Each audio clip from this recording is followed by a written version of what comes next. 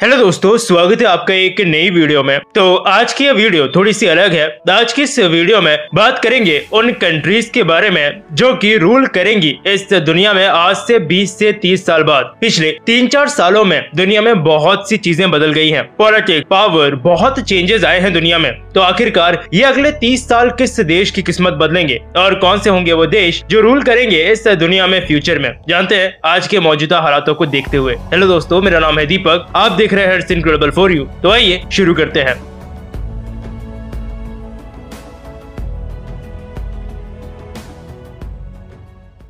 तो कौन से होंगे वो देश जो रूल करेंगे, यानी हम ये कहना चाहते हैं कि कौन से होंगे फ्यूचर के सुपर पावर। लेकिन एक सुपर पावर देश होता कौन सा है? एक ऐसा कंट्री जो इकोनॉमिकली बहुत स्ट्रांग हो, मिलिट्री उसकी काफी स्ट्रांग हो, उसका इन्फ्लुएंस दूसरी कंट्रीज पे हो, दुनिया में उसका एक दबदबा हो। जैसे एग्जांपल के लिए आज अमेरिका, जिसकी इकोनॉमी और मिलिट्री काफी स्ट्रांग है। अमेरिका का क्या कल्चर है मुझे नहीं पता, क्योंकि इंडियन कल्चर जैसा कोई एक पर्टिकुलर कल्चर वहां आपको नहीं मिलेगा।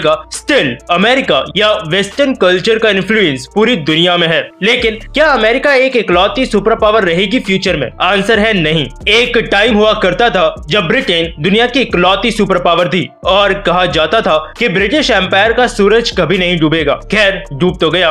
उसी तरह से अमेरिका का इन्फ्लुएंस अब ज्यादा समय तक नहीं रहने वाला है। कई ऐसे देश खड़े होने लगेंगे जो कि अमेरिका को उसके मुंह के सामने चैलेंज करेंगे, क्योंकि अमेरिका आज अपने इकलौते सुपर पावर स्टेटस को धीरे धीरे खोने लगा है। तो क्या आज से 20, 25, 30 साल बाद अमेरिका सुपर पावर की लिस्ट में नहीं होगा? इसका आंसर है होगा, लेकिन इकलौता नहीं होगा। हिस्ट्री में अमेरिका को सुपर पावर बनाने में कुछ पर्टिकुलर सिचुएशन, साथ ही इनके लीडर्स का काफी अच्छा रोल रहा है। इसीलिए आज अमेरिकन डॉलर सिर्फ अमेरिका नहीं बल्कि पूरी दुनिया चलाता है। और इसी के बदौलत टेक्नोलॉजी, इकोनॉमी, मिलिट्री, इन सब में अमेरिका आज नंबर 1 पर है। लेकिन अमेरिका के पास आज एक चीज की कमी है, एक काफी स्ट्रॉन्ग लीडर की, जो कि इन्हें कुछ पास्ट में मिले थे, जो वापस ये इंश्योर कर सकते हैं कि अमेरिका दुनिया में फिर से वापस एक मजबूत पकड़ बनाए। आज भी अमेरिकन इन्फ्लुएंस वैसे पूरी दुनिया में है। कई ऐसे देश हैं जो ब्लाइंडली अमेरिका को फॉलो करते हैं, और अमेरिका कुछ गलत नहीं कर रहा कि बोला जाए कि ये कंट्री का स्टेटस फ्यूचर में इस वजह से गिरेगा। लेकिन कुछ कंट्रीज अमेरिका के मुकाबले बहुत ही तेजी से ग्रो कर रही हैं।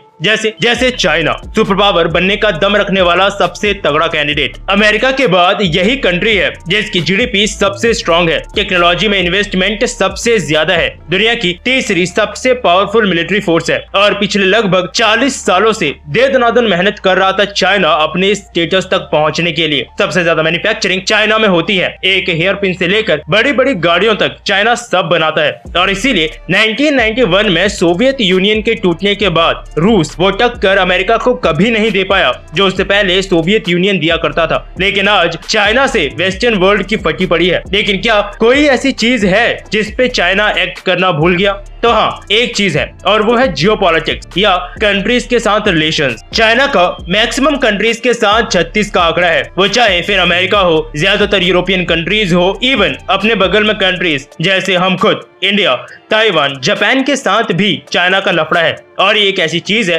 जो चाइना को कहीं ना कहीं पीछे धकेलती है। अमेरिका ने कुछ समय पहले चाइना की कुछ चीजों को बैन कर दिया था, और जो भी सॉफ्ट पावर आज है दुनिया में अमेरिका की, उसका देखते हुए कई और कंट्रीज भी ऐसे स्टेप्स उठाते हैं कि चाइना की कंपनीज या उनकी चीजों को बैन कर दें। अभी पैंडेमिक के बाद में, यानी जब कोरोना चाइना से निकला था, तब क्योंकि मैक्सिमम चीजें चाइना में ही बनती थी, जिस वजह से सप्लाई चेन चीजों का काफी हद तक इफेक्ट हुआ, जिससे कंपनीज को भी ये समझ में आया कि एक ही कंट्री पे डिपेंडेंट रहना समझदारी भरा डिसीजन नहीं है। इसलिए कई कंपनीज उस वक्त चाइना से एग्जिट कर गई दूसरी जगहों के लिए, और अभी भी आने वाले समय में धीरे धीरे कुछ कंपनीज चाइना से एग्जिट करती रहेंगी। खैर, आज चाइना के पास खुद की ही इतनी कंपनीज और इतना बड़ा डोमेस्टिक मार्केट है कि चाइना इस चीज को कंपनसेट कर लेगा। लेकिन अपने इंटरनेशनल रिलेशंस को कैसे करेगा, जो आज भी चाइना के काफी खराब है मैक्सिमम कंट्रीज के साथ। और इसमें मैक्सिमम गलती एक्चुअली चाइना की ही है, क्योंकि अपनी कंट्री को एक्सपेंड करने का बुखार जो उसके सर पे चढ़ा है, वही चीज उसके रिलेशंस लगभग सब कंट्रीज के साथ खराब करता है, और इसका फायदा फिर हर कोई उठाता है। जैसे हमारा क्वाड अलायंस ही देख लो, जिसमें इंडिया और जापान दो एशियाई कंट्रीज है। और क्वाड अलायंस को अगर मैं ये बोलूं कि इसमें चाइना के अगेंस्ट भी बात होती है तो ये गलत थोड़ी है। और अभी शायद चाइना कोशिश कर सकता है ताइवान पे भी इन्वेट करने का, जैसे हमारे पुतिन भाई साहब ने यूक्रेन को इन्वेट कर दिया। वैसे अगर ऐसा हुआ तो चाइना के रिलेशंस कंट्रीज के साथ और ज्यादा खराब होने तय हैं। और जैसा स्टांस अमेरिका का रशियन यूक्रेन वॉर में रहा, तो बहुत चांसेस हैं कि सेम स्टांस अमेरिका का चाइना ताइवान के लिए भी रहेगा, कि शायद फोर्सेस नहीं भेज के वो सिर्फ सैंक्शंस लगाएगा,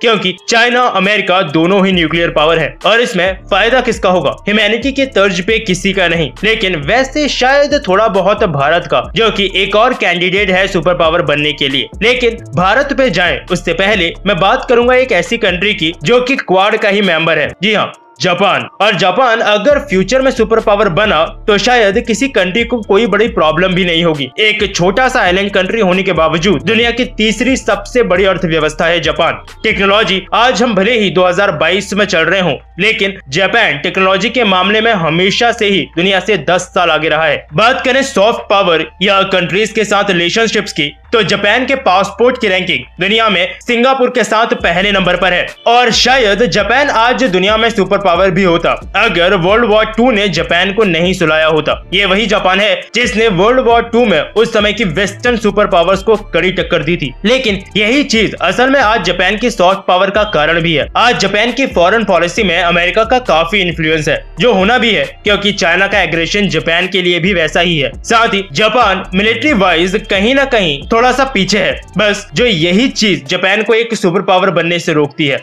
ऑल्दो जापान शायद एक ऐसा कंट्री है जिसमें ऐसी कोई पॉसिबिलिटी नहीं है कि उसे जल्द ही फ्यूचर में किसी भी कंट्री के साथ वॉर के लिए जाना पड़े, लेकिन मिलिट्री पावर कंट्री की जरूरत होती है। और इसी तरह से जापान का एक और अलाय भी है जो भी दावेदार है फ्यूचर में सुपर पावर के स्टेटस का, और वो है भारत। ये आपने बहुत बारी सुना होगा कि भारत फ्यूचर सुपर पावर बन सकता है, लेकिन क्यों? भारत स्टिल एक डेवलपिंग नेशन है। ये बात सच है, भले ही आपको बुरी लगे कि जिन 3 कंट्रीज का मैंने यहाँ पे नाम लिया, यानी अमेरिका, चाइना और जापान, भारत यानी इंडिया इनमें से सबसे कम डेवलप्ड है। तो फिर फ्यूचर सुपर पावर कैसे? देखो, ये सुपर पावर स्टेटस हमें इतने आसानी से तो नहीं मिलेगा। शायद इन सब कंट्रीज के मुकाबले भारत को सबसे ज्यादा मेहनत करनी पड़ेगी। लेकिन पहला फायदा जो हमारे पास है वो है हमारी सॉफ्ट पावर। इंडिया एक ऐसा कंट्री है जिसके रिलेशंस लगभग सभी कंट्रीज के साथ अच्छे हैं, भले ही वो अमेरिका हो, जापान हो, इवन रूस हो। ऑल्दो चाइना के साथ हमारे रिलेशंस अच्छे नहीं हैं, लेकिन फिर भी काम चलाओ ट्रेड, चीजों का एक्सचेंज हो जाता है। ठीक इसी तरह से इकोनॉमी वाइज इंडिया एक काफी तेजी से ग्रो करती इकोनॉमी है।